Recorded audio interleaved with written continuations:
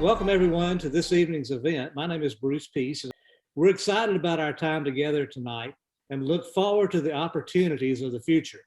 Our goal is to introduce you to how embracing an optimistic mindset can not only make a personal impact, but also impact the lives of others in your community. So let's start on a journey which can change your life, and it has changed thousands of other Optimist members' lives throughout the world.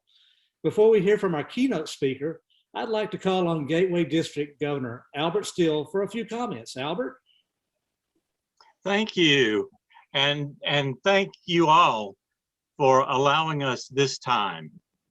You have chosen to learn how to become a better citizen by optimistic service and fellowship.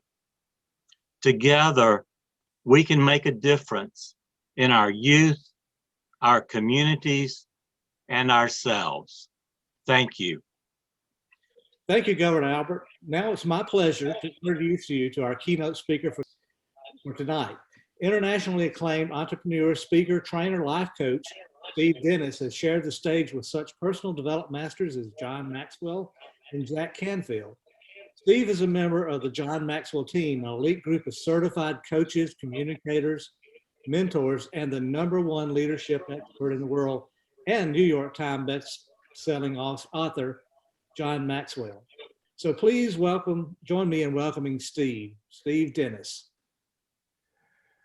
Well, Bruce, thank you so much for that wonderful introduction, and good evening, everyone. It is such a pleasure to be here with you tonight. And I'm excited about the message that I have to share with you because I believe it's going to add tremendous value to you. And at the same time, it's going to help all of us to become better. So I have a question to get started with, okay? When you were a child, who literally comes to your mind as an optimist?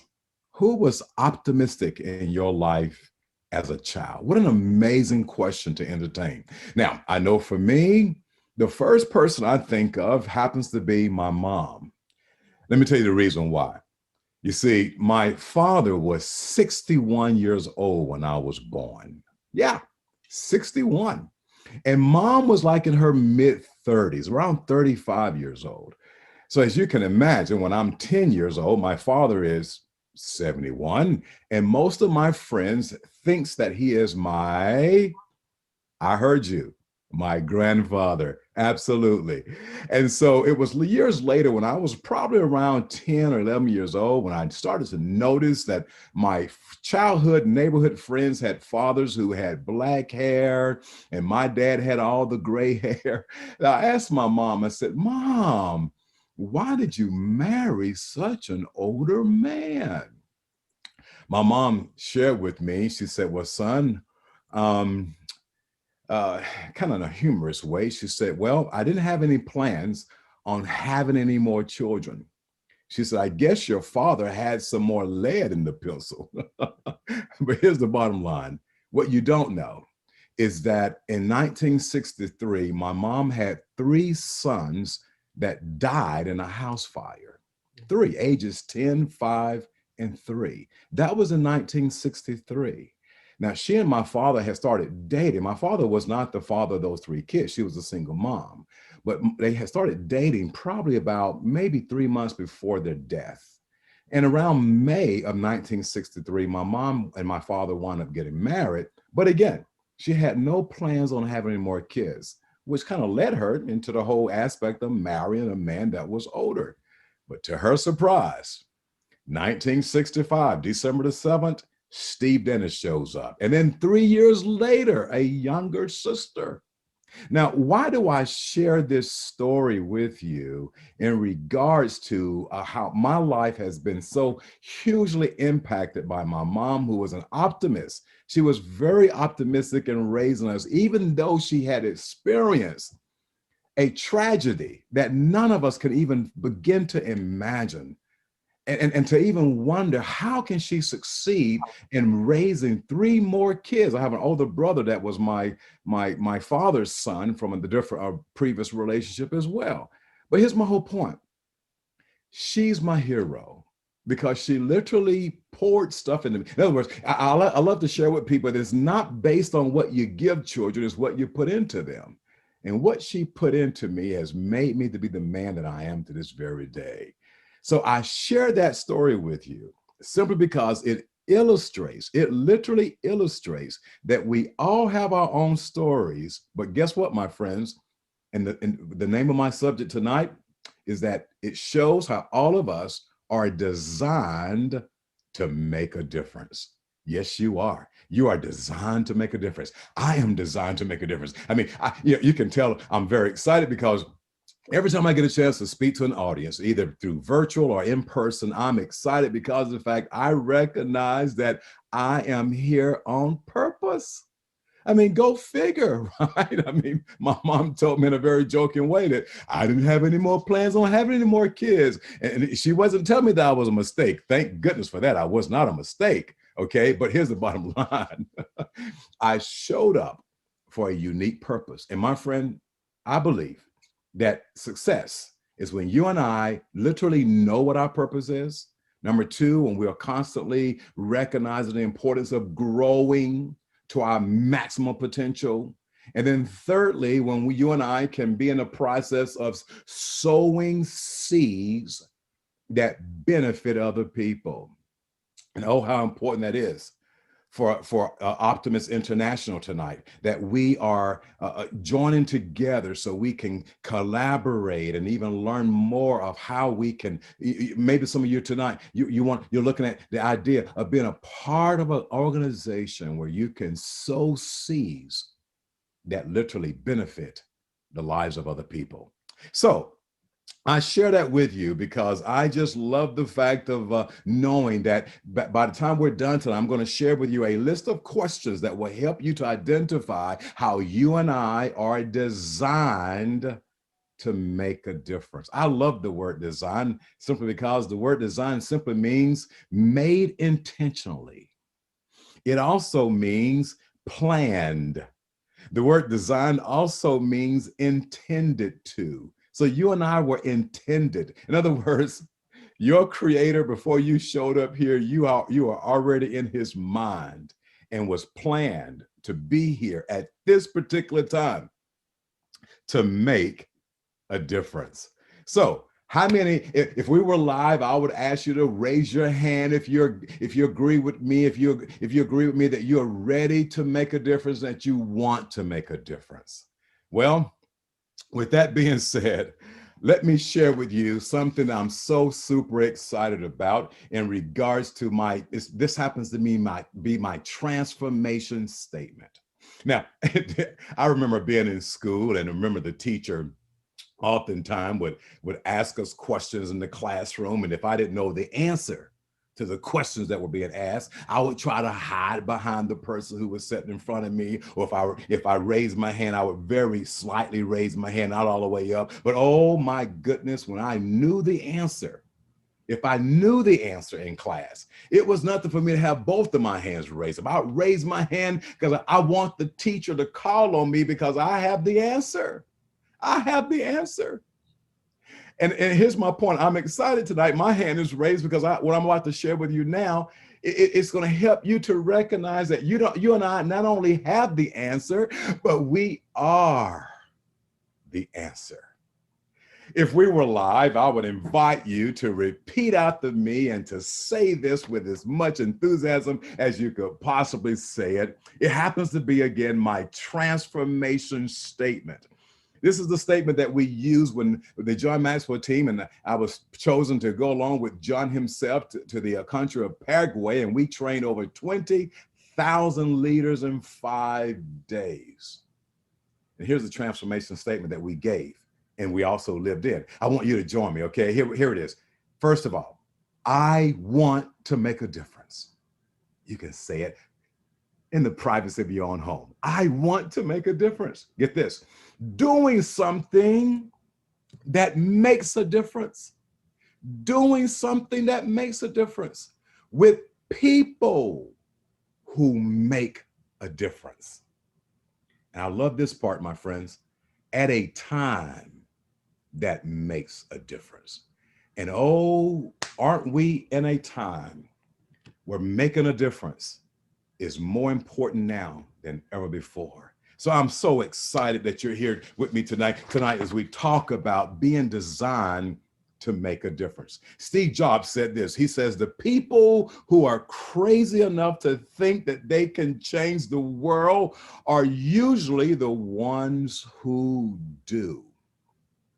I'm inviting you to join me in this time that we're in to bring about change in our world. My friend, it's our time. It is our time to step into our design. Let me repeat that because it does rhyme. It is our time. It is our time to step into our design and to make a major difference.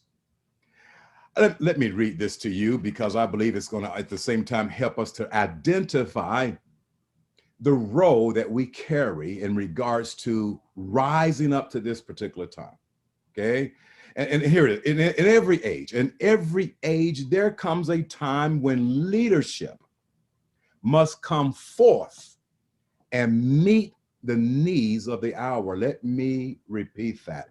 In every age, there comes a time when leadership must come forth and meet the needs of the hour. Therefore, there is no potential leader who does not find his or her time.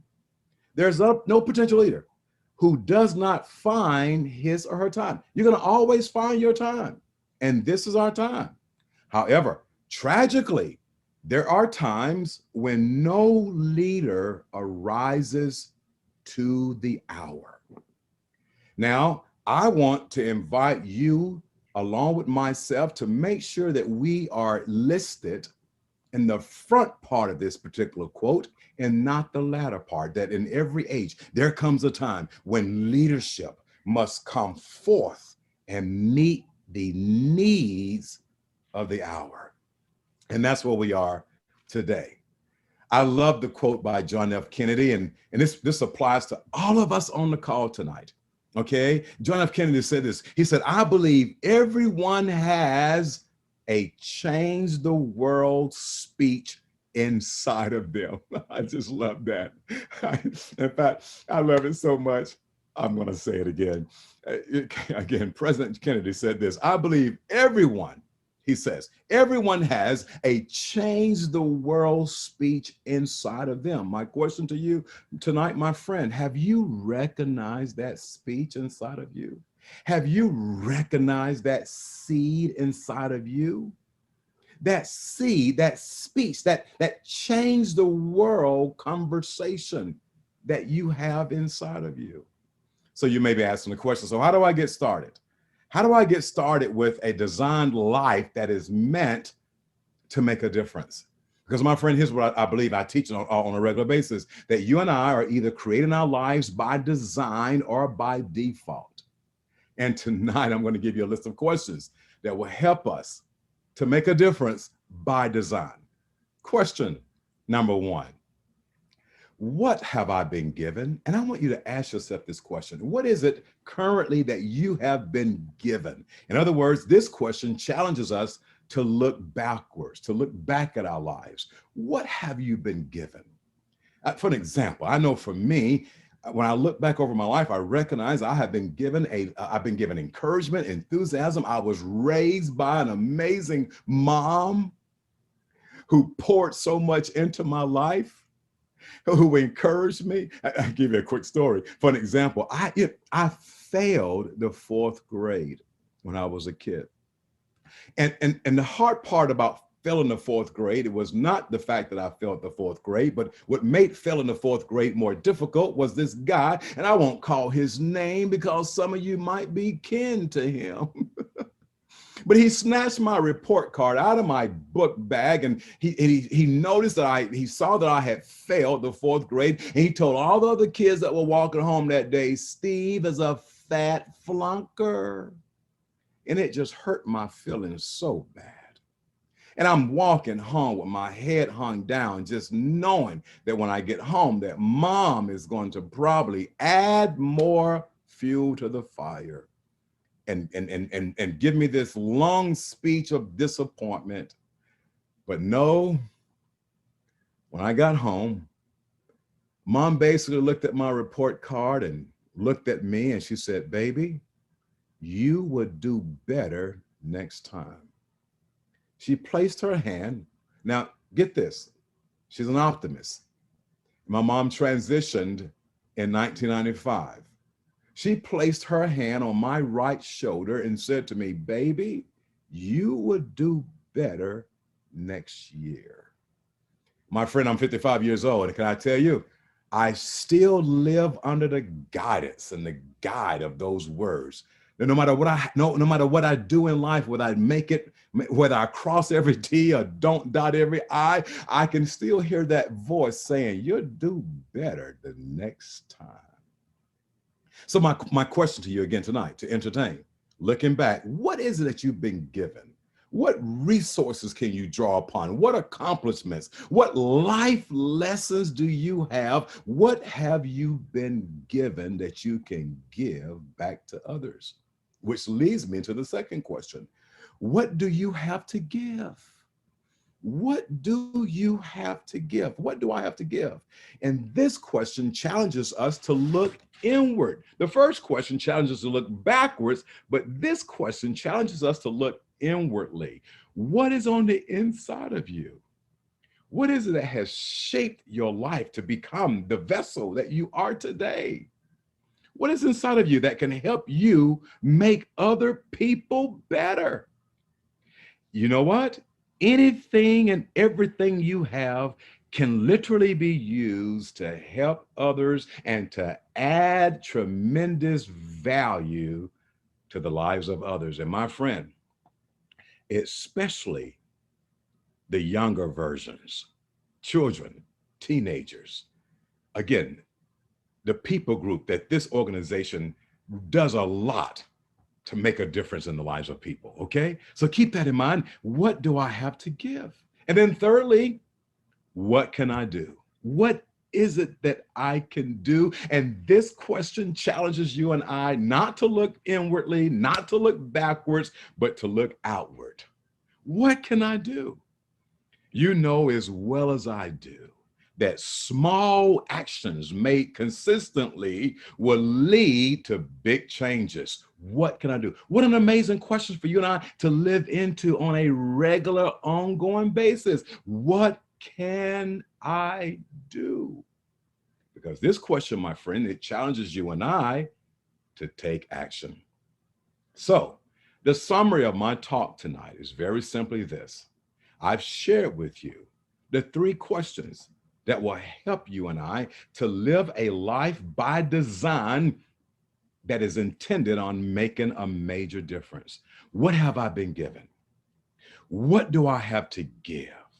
And what is it that I can do? I shared with you my amazing transformation statement that it bears to be repeated again. I want to make a difference. Doing something that makes a difference. And here's the kicker. Optimist International are people who make a difference at a time that makes a difference. Will you be a difference maker? Will you be that person that will say, I raise my hand to take a stand, to position myself, to tell others and to share with others that you would do better next time? So I conclude tonight by reminding you of this amazing teamwork principle that when challenges escalate, the need for an optimist elevates. Will you tonight make the decision to elevate your life so that you can help up level the lives of others? And you and I will be able to say, in the words of one of my heroes, Mother Teresa, I can do what you cannot do, and you can do what I cannot do, but together, you and I can do great things. Thank you so much. It's been my pleasure to share with you today. Be well. Thank you, Steve. Man, those are some great remarks. You know, I sit here thinking about some of the things. There's so many comments that you made in your speech there that in your time with us, that the one that really sticks out is this is our time to make a difference. So we appreciate you joining us tonight, and you have really motivated us and challenged us going forward. So the rest of you on the call, you may be asking, how do I join other Optimists in serving others? Next, we'll hear from Optimist members Gwen Gable and Russ Thomas. Gwen is a past Gateway District President and currently serves on the host district convention chair for this year's international convention to be held in Atlanta in June. Russ currently serves as our Optimist International Membership Chairman. Both Gwen and Russ are members of clubs in the Gateway District, which we're proud of, both of them. So Russ and Gwen, talk to us a little bit about how Optimists are making a difference in today's world. Thank you, Bruce. I'll be glad to. I got to tell you, Steve, I want you to know I got my hands up. And what better way to start? Gwen and I are going to take you through a few minutes and spend a little bit of time with you. And I like to think about optimism. So hope, positive vision, the light at the end of the tunnel, better things ahead. These are the gifts our optimists will give to you. Optimism helps us through the toughest of times and helps us to be strong and stronger than any challenge. This has been a year of the pandemic. Each of us has had the opportunity to refine our normal. As the world gets closer to the light at the end of the tunnel, what will be your new normal? What things we'll do? Where will we go? What will we do when things get back to normal and the pandemic is over? The places we will go, the adventures we will experience. Life is gonna be great. Today, we change the world not because we must, but because we want to. We have learned that so many others have had it so much worse than us. And now we can make a conscious decision to make a difference with the children and others in need in our communities, just by being part of something bigger and better, optimism. Today, we make that decision to focus on a new adventure, to demonstrate an attitude of gratitude and community service. That's where we need to be, and that's where we're going from here, and it's going to be better than ever before. Today, we realize there's always room for one more kind word, for one more smile, for one more heart opened, and more positive direction and guidance in this world. Our minds, our bodies, our souls know this, and they live in our heart. Right, Gwen? Right, Russ. No longer do we have to project our happiness onto some imagined future date. Our time is now, and we can decide today to serve our communities, children, and others in it. A favorite author of mine, Vivian Green, I think said it best, and I quote, "Life isn't about waiting for the storm to pass. It's about learning to dance in the rain." And as optimists, we fill the void that has been left in the despair of COVID by fully grasping what it means to be alive, positive, and optimistic. And we have learned how to dance in the rain. We can be in awe of what it is to come by the choices we make today, in awe at knowing that today is a better day and that we can change the world through love, through caring, giving, and most importantly, through service to others. We can be in awe at the infusion of energy from the children and those in need in the communities we serve. It is today, through optimism, that we live life to its fullest while helping those in need. Optimism is a lifetime commitment, and we ask you to consider making it with us. Now, you may be wondering, but how? Well, we want to share with you just a few examples of what some of our groups are doing in their local communities right here and right now, despite this very challenging year of challenges. So we have optimists who are changing the lives of children and their communities through their actions. We have optimists who are dedicated to serving not only the children, but others in their community. And we have optimists who through their actions and their dedication are becoming better people themselves by servicing others. That's fantastic, Gwen. I got to tell you, every time I hear those words and I see what the Optimists are doing, it changes my heart forever. And I'd like to share a small story with the team here. And it's about a young mother who I spoke with at a food bank here in Georgia. His story is much like one that's playing out all over the world, like the thousands of families who are still lining up at the food banks every day and every week. For these families, finding optimism, it isn't easy. It's hard when your kids are hungry. Maria, one of the ladies that was a single mom at the food bank that I was working at, she said, I just need help with the groceries and some essentials. She had been let go from her job many months ago. And as of that day at that food bank, she still did not have a job. She told me she had worked through all her savings. She used to work at a volunteer, a place much like a food bank at her church. And now she's in a position where she has found herself turning into and being a part of the kindness that strangers have given to her, much like the Optimist organization does every day in their community.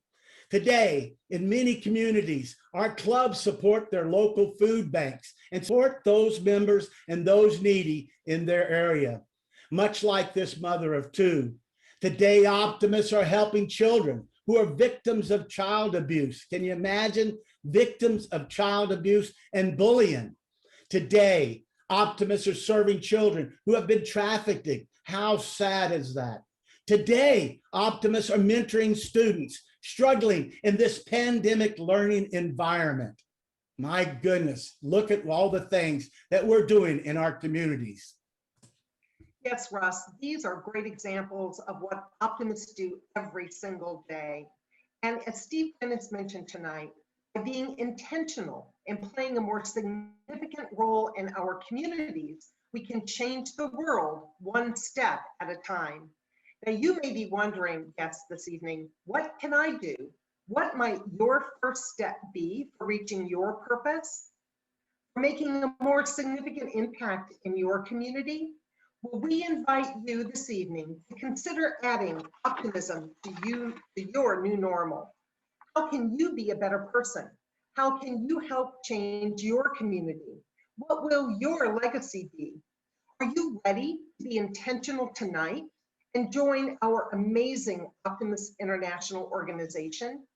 Are you ready to not only be successful in your life, but to make a significant impact and difference in this world?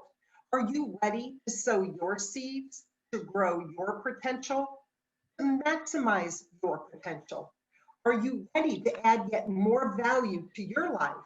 And are you ready to make a difference in your community while maximizing your potential? We ask, be purposeful, become a member of Optimist International, and help us change the world. Help us make a difference, one step at a time. Bruce, back to you. Thank you. Thank you, Gwen and Russ. That was great information and very inspiring. I hope that everyone has seen the benefits of joining us in service tonight to others. We've talked about everything that the Optimists do and are doing and will do in the future, but why not take that first step tonight to become an Optimist? It's very easy. We've made it very easy for you to become an Optimist. We have included a link in the chat, and if you can click on that link to join us today. And by signing up tonight, you will join other like-minded members of your community to make a difference. We want to thank you for attending this call tonight. This concludes our formal presentation, but we'll keep the meeting open for questions.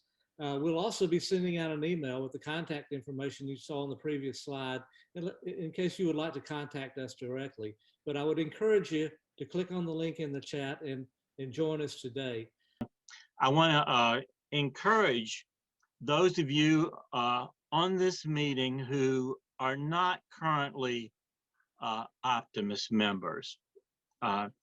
If you click on that link, http://gatewayoptimist.org/I am joining. If you click on that link and you type in your contact information, and you just type in the name of the city that that you're interested in, we will get you in touch with the local Optimist organization that serves that area. You understand, you have already been pre-selected, pre-qualified to join. So all we ask you is to just respond. So thank you, Bruce. Thank you, Albert. And I would like to say good night and thank you for attending. I look forward to hearing from many of you. Good night.